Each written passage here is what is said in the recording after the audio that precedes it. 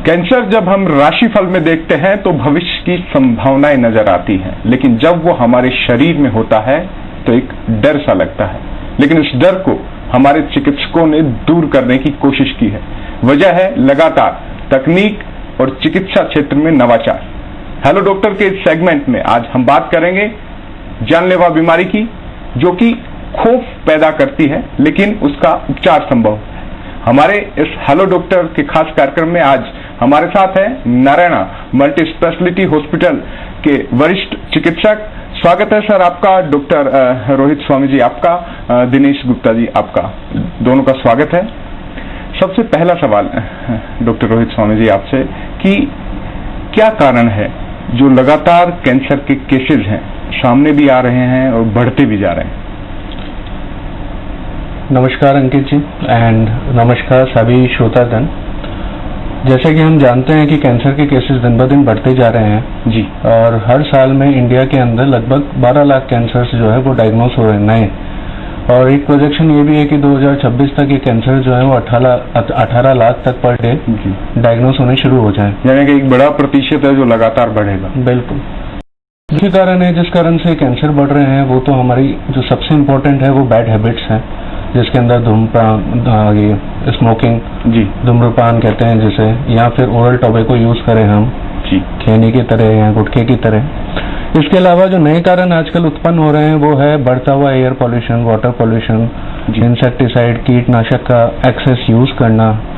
इसके अलावा पॉपुलेशन जो है उसमें भी ग्रोथ हो रही है। ओल्ड पॉपुलेशन जो है जिन्हें हम वरिष्ठ नागरिक बोलते हैं वो भी इंक्रीज हो रही है जी।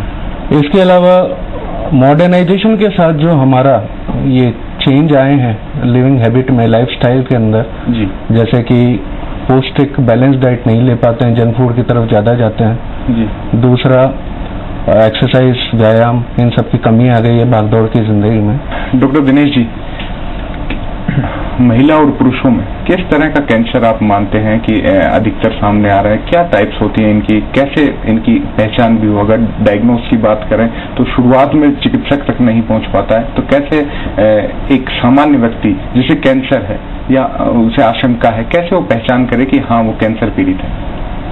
देखिए, पूरे विश्व में लगभग 18 मिलियन नए कैंसर केसेस होते हैं और मेल्स में लंग कैंसर सबसे कॉमन है और फीमेल में ब्रेस्ट कैंसर।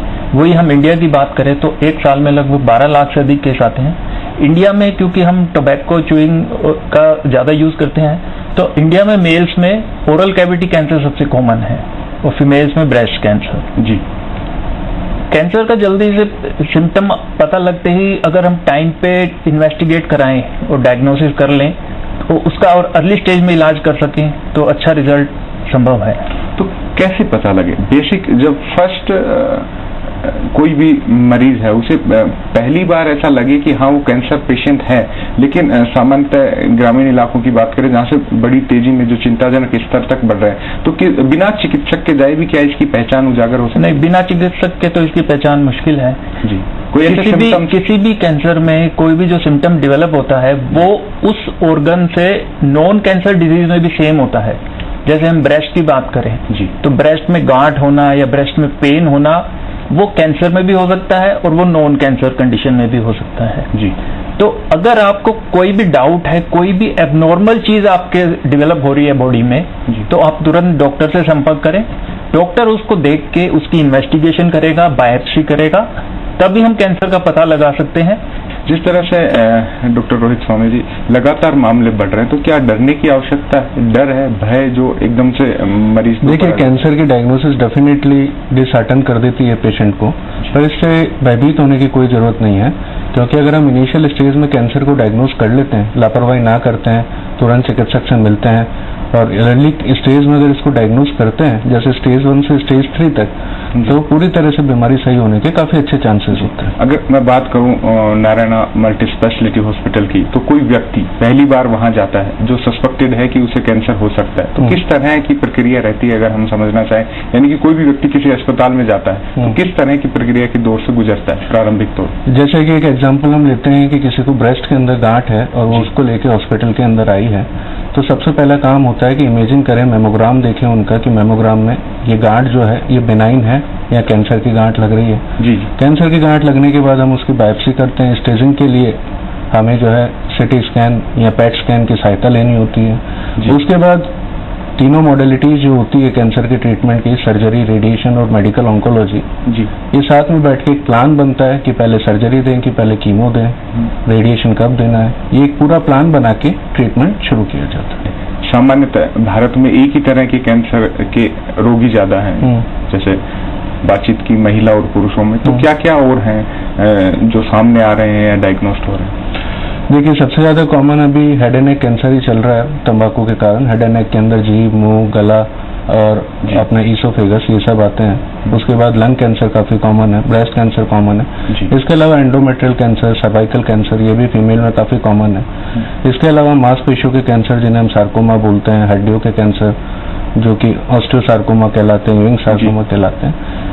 और अगर हम ब्लड की तरफ जाएं तो काफी सारे ल्यूकीमियाज, लिम्फोमा, मल्टीपल माइलोमा, ये सारे कैंसर्स भी बढ़ रहे हैं। दिनेश जी, किस तरह से जो लक्षण है वो एक मरीज के जब सामने आए तो कैसे खुद सतर्कता बरते? हाँ, पहली बात आप कह चुके हैं कि हॉस्पिटल तो जाए, तो वो किस तरह के लक्षण आने के बाद हॉस्पिटल जाए और चरणबद्ध तरीके से इलाज की प्रक्रिया शुरू हो? देखिए, जो हम लक्षण की बात करते हैं तो कुछ लक्षण होते हैं ऑर्गन स्पेसिफिक और कुछ नॉन स्पेसिफिक होते हैं। जैसे हम ब्रेस्ट की ही बात करें तो ब्रेस्ट में गांठ होना, ब्रेस्ट में पेन होना, निप्पल से डिस्चार्ज होना, ये लक्षण ऐसे हैं जो हमें ब्रेस्ट कैंसर की तरफ इशारा करते हैं। लेकिन कुछ लक्षण ऐसे होते हैं जैसे हड्डियों में दर्द होना, खांसी आना, वजन कम होना, भूख कम होना, कमर में दर्द होना, खून में हीमोग्लोबिन की कमी होना, पीलिया होना, ये सिम्टम ऐसे हैं जो हमें किसी एक पर्टिकुलर कैंसर की तरफ इशारा नहीं करते हैं। जी। तो कोई भी कैंसर, कोई भी सिम्टम डेवलप होने पर हमें उसको इन्वेस्टिगेट करना पड़ता है। फिर जैसी फाइंडिंग्स आती हैं रिपोर्ट में, उसके हिसाब से नेक्स्ट स्टेप लिया जाता है। सिम्टम्स की बात हमने की, अगर उपचार की बात करें तो किस तरह की उपचार की प्रक्रिया है?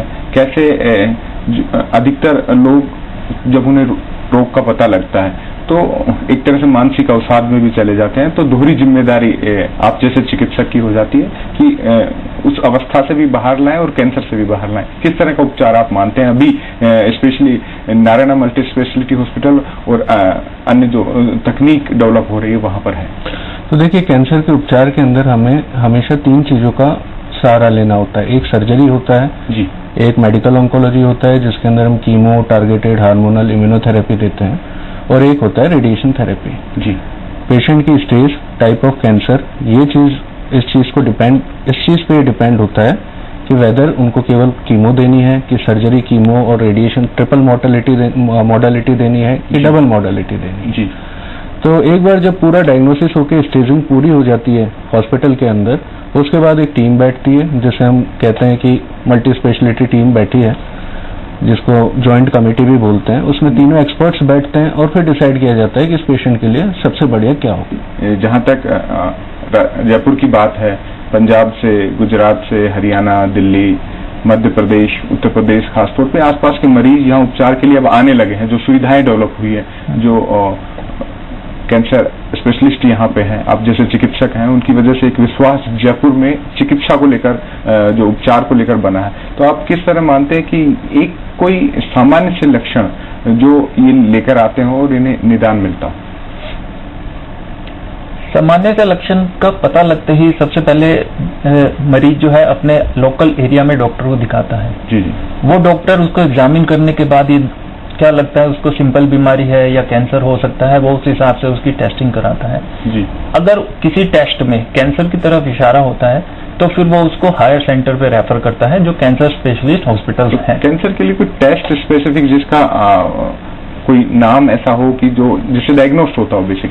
बेसिकली कैंसर कंफर्म करने के लिए सिर्फ बायोप्सी और एफएनएसी टेस्ट है, जी, जिसकी बायोप्सी और एफएनएसी रिपोर्ट के बिना कैंसर का इलाज शुरू करना संभव नहीं है। जी। इसके अलावा सीटी स्कैन, एमआरआई और पैट स्कैन टेस्ट वगैरह ये देखने के लिए होते हैं कि वो कैंसर कहाँ कहाँ फैल चुका है। जी। चूंकि खासतौर पर बात करें सर्जरी की, बेहद अहम हो जाता है कि जब तक सर्जरी बेहतर तरीके से पूरी तरह रिमूव नहीं किया जाए तो उसमें परेशानी रहती है, लेकिन सर्जरी के साथ साथ उनमें जो दवाओं का भी महत्व बेहद अहम रहता है कि जो ट्रीटमेंट चले तो चरणबद्ध तरीके से चले, तो किस तरह की डोज उन्हें दी जानी है, किस मात्रा में दी जानी है और कैसे उन्हें अन्य जो प्रभाव है उनसे दूर रखते हुए कैंसर का उपचार करना है। तो क्या चुनौतियां आप अभी मानते हैं कि अभी भी क्षेत्र में है? चुनौती इस क्षेत्र के अंदर यह है कि अभी भी जो पेशेंट्स आते हैं वो थोड़ा सा एडवांस स्टेज में ही आते हैं। जी जी। एक तो जागरूकता की थोड़ी कमी है, डायग्नोस होने के बाद भी कुछ पेशेंट्स जो होते हैं वो लापरवाही कर जाते हैं। जी। दूसरी चुनौती यह है कि कंप्लायंस, एक बार आ भी गए, दिखा लिया, ट्रीटमेंट शुरू हुआ, फिर 1 महीने तक नहीं आए या 2 महीने तक नहीं आए, तो जो इफेक्ट है, ट्रीटमेंट का इफेक्ट है, जैसे कि कीमोथेरेपी या टारगेटेड थेरेपी का जो इफेक्ट है वो खत्म हो जाता है। जी। और वो जो क्योर रेट है, जो उनको सही होने की जो रेट है, वहां तक पहुंच नहीं पाता। फिलहाल वक्त है एक ब्रेक का, और ब्रेक के बाद भी हम कैंसर से जुड़ी भ्रांति और सच पर ऐसी ही बातचीत करते रहेंगे।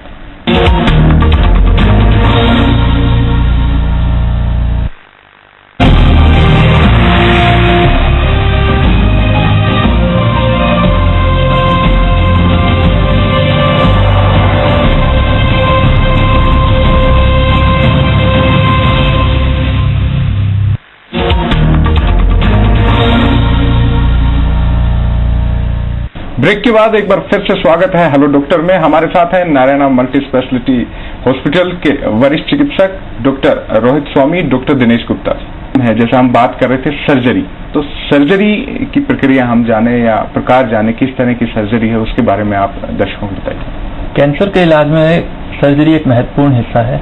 कुछ केसेस में तो सर्जरी के बिना पूर्ण इलाज संभव ही नहीं है।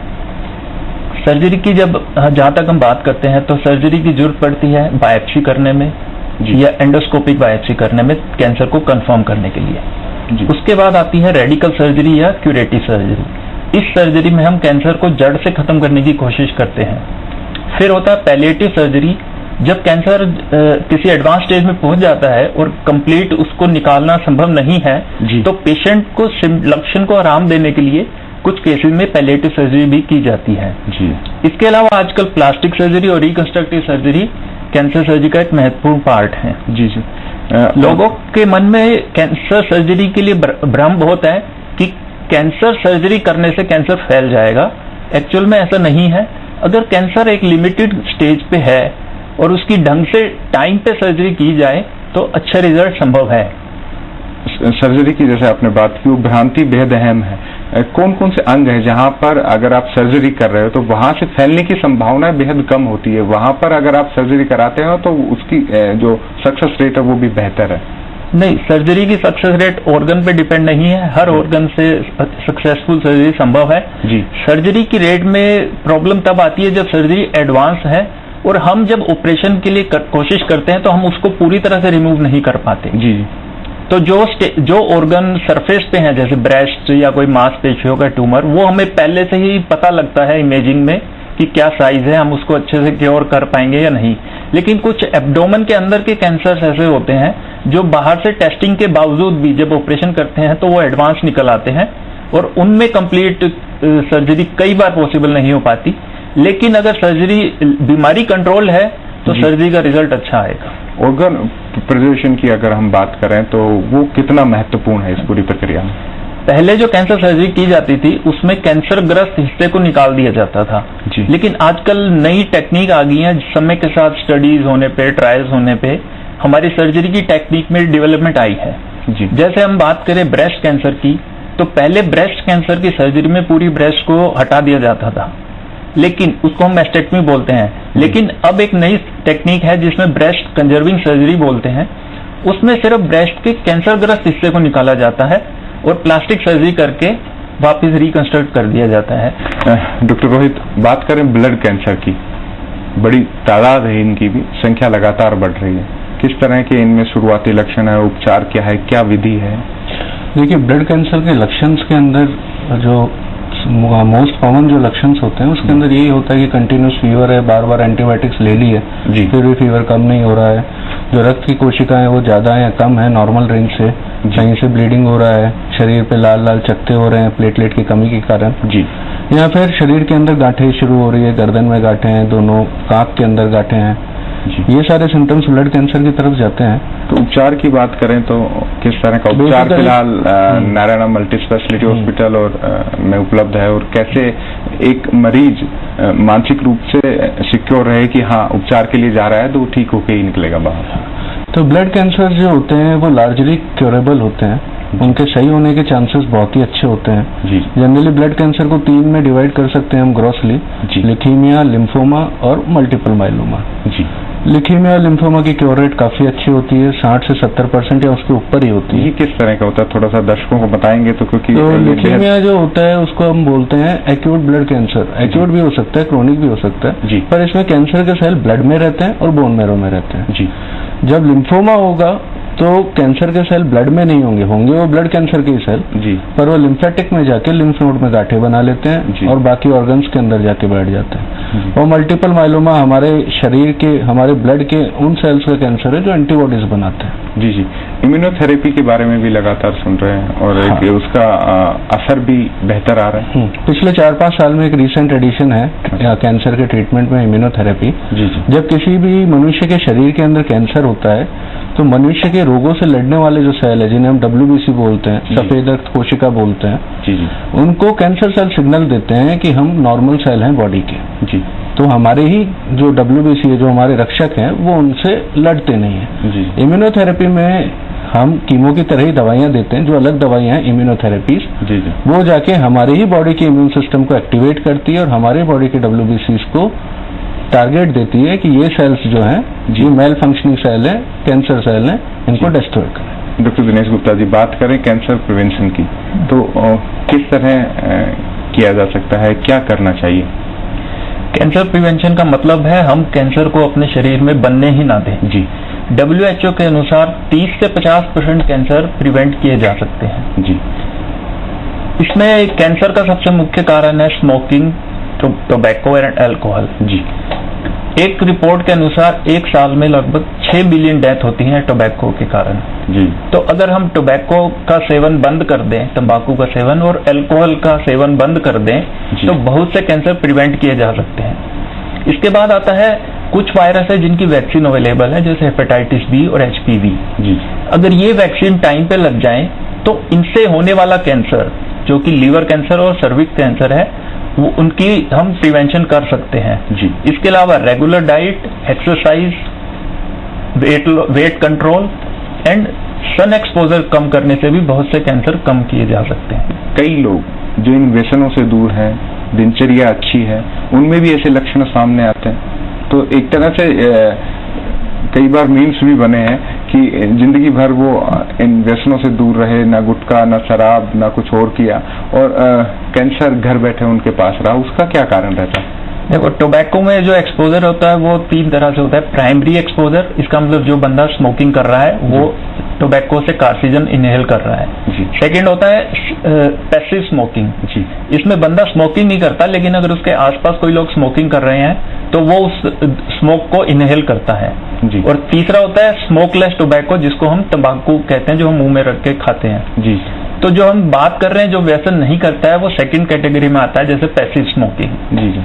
लेकिन अगर हम एग्जाम्पल की बात करें तो स्मोकिंग करने वाले 100 में से 10 लोगों को कैंसर हो सकता है, लेकिन स्मोकिंग ना करने वाले किसी एक को होगा 100 में से। तो कैंसर की स्क्रीनिंग बेहद इंपॉर्टेंट है। जब तक स्क्रीनिंग नहीं होगी पता नहीं लगेगा। तो किस तरह स्क्रीनिंग के फेज में आना चाहिए, या कितने इम्पोर्टेंट इस रोग के लिए है? देखिए, स्क्रीनिंग का मतलब है कि एक पर्टिकुलर एज में आने के बाद बिना कोई लक्षण होने के बावजूद आप डॉक्टर से मिलते हैं और कुछ टेस्ट रेगुलर इंटरवल में कराते हैं। इसका फायदा यह है कि अगर कोई भी कैंसर होने वाला है तो वो जल्दी पकड़ा जाए और तुरंत उसका ट्रीटमेंट हो जाए। 4 ऐसे कैंसर है जिसमें स्क्रीनिंग का फायदा आया है, जिसमें सबसे पहले अपन लेते हैं कार्सिनोमा ब्रेस्ट। तो कार्सिनोमा ब्रेस्ट में ये बोला गया है कि 45 साल से ज्यादा उम्र में साल में एक बार मेमोग्राम कराना है, और 45 से 54 तक, 54 के बाद आप 3 साल में एक बार मेमोग्राम करा सकते हैं। दूसरा हमारा कोलोरेक्टल कैंसर है, जो बड़ी आंत का या रेक्टम का कैंसर है। इसके लिए बोला गया है कि अगर 45 साल के ऊपर हम हर 3 साल के अंदर सिग्मोडोस्कोपी या कोलोनोस्कोपी कराएं, साथ में स्टूल का टेस्ट कराएं, तो ये कैंसर जल्दी पकड़ा जा सकता है, सर्वाइवल बढ़ सकता है। जी। तीसरा जो कैंसर है वो हमारे पास सर्वाइकल कैंसर है।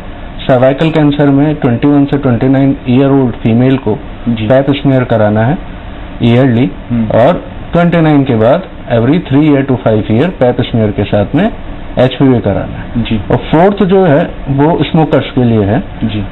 54 के ऊपर की एज के पेशेंट जिन्होंने 30 साल तक रोजाना 1 पैकेट सिगरेट पिया है जी, उनकी स्क्रीनिंग 54 के बाद शुरू की जाएगी और वो साल में 1 लो डोज सिटी स्कैन किया जाएगा। कैंसर की अगर हम बात करें तो एक बार मरीज आपके यहाँ से ठीक होकर गया और डिक्लेयर हो गया कि हाँ वो कैंसर की स्टेज से बाहर आ चुका है, क्या उसमें संभावनाएं हैं वो वापस से कैंसर से ग्रसित हो सकता है? बिल्कुल संभावनाएं होती है, इसीलिए हम जो पेशेंट है एक बार ट्रीटमेंट पूरा होने के बाद भी फॉलोअप करते हैं। हर 3 महीने में पेशेंट को शुरू के 2 साल बुलाया जाता है, जी जी, फिर 6-6 महीने में अगले 2 साल और उसके बाद साल में एक बार 5 साल तक फॉलोअप करते हैं। जनरली हम मान के चलते हैं कि कोई भी कैंसर है अगर वो 5 साल में वापस नहीं आया तो पेशेंट जो है पूरी तरह से क्योर हो गया है। बाकी वापस आने के जो चांसेस हैं वो हर एक कैंसर के डिफरेंट होते हैं। जी जी। डॉक्टर दिनेश जी, क्योंकि हेलो डॉक्टर के अंतिम चरण में हम बढ़ रहे हैं, खासतौर पर बात करें तो कोई एज ग्रुप पर्टिकुलर जहां सबसे ज्यादा कैंसर मरीजों की संभावनाएं रहती है या सावधानी बरतने की आवश्यकता रहती है? सबसे ज्यादा कैंसर जो है वो 50-60 प्लस एज ग्रुप में ही आता है जी, क्योंकि कैंसर डेवलप होता है हमारी किसी जीन्स में म्यूटेशन होने से और वो लंबे समय तक वो म्यूटेशन रहती है या एनवायरमेंटल एक्सपोजर से जी, और वो एक्सपोजर जो है 15, 20, 30 साल तक चलता है। तो इसलिए सबसे कैंसर के चांसेस होते हैं ओल्ड एज में जी, 50, 60, 70 प्लस एज में जी, और इन्हीं एज ग्रुप को सबसे ज्यादा जरूरत है केयर की, टेस्टिंग की और कोई भी सिम्टम होते ही सबसे टाइम पे डॉक्टर से मिलने की। स्क्रीनिंग प्रोग्राम भी इसीलिए हम इसी एज में शुरू करते हैं 45 से 50। बिल्कुल रोहित जी, अंतिम में एक बात आपसे, क्या बचाव क्या रखें सामान्य तौर पर? सबसे बड़ी बात हैबिट छोड़नी है जी, टोबैको प्रोडक्ट कोई भी हो कैसा भी हो यूज नहीं करना है जी, अल्कोहल का एक्सेसिव यूज नहीं करना है, व्यायाम बराबर करना है, हेल्दी लाइफस्टाइल जो है और जो बैलेंस डाइट है उस पर ध्यान रखना है, सब्जियां रॉ वेजिटेबल्स रफेज बढ़ाने हैं जी, रेड मीट अवॉइड करना है, ज़्यादा स्पाइसी खाने नहीं खाने हैं, सॉल्ट जो है जैसे सॉल्टेड फिश वगैरह होती है उन सबको अवॉइड करना है, यानी कि अपने आचार विचार और व्यवहार में उसमें आपको सुधार लाना है। बिल्कुल, हमारे हाथ में यही है, बाकी पॉल्यूशन वगैरह तो हम कंट्रोल कर नहीं सकते। बिल्कुल। हेलो डॉक्टर में फिलहाल इतना ही। आज हमारे साथ इस खास सेगमेंट में थे नारायणा मल्टी हॉस्पिटल के डॉक्टर रोहित स्वामी जी और डॉक्टर दिनेश गुप्ता जी, आप दोनों का बहुत बहुत धन्यवाद। धन्यवाद, थैंक यू। तो आज के इस कार्यक्रम में हमने बात की कैंसर को लेकर। कैंसर डायग्नोस्ट होते ही घबराएं नहीं, चिकित्सक को दिखाएं, स्क्रीनिंग करें और उसके उपचार की चरणबद्ध प्रक्रिया में जाएं। भारत में अधिकतर मौतें जो कैंसर से हुई हैं वो एक रिपोर्ट बताती है कि अंतिम स्टेज में चिकित्सक तक पहुंचने के कारण हुई है। तो ऐसे में अगर आपको आशंका लगती है कि आपके शरीर में कैंसर पल रहा है तो समय से चिकित्सक के पास पहुंचिए। वर्तमान चिकित्सा सुविधाओं पर विश्वास कीजिए। तकनीक और नई नई विधियों के चलते जयपुर, खासतौर पर राजस्थान, इन कैंसर के उपचार में अग्रणी प्रदेश बनकर उभर रहा है। उम्मीद है हेलो डॉक्टर का यह सेगमेंट आपको पसंद आया होगा। फिलहाल के लिए नमस्कार।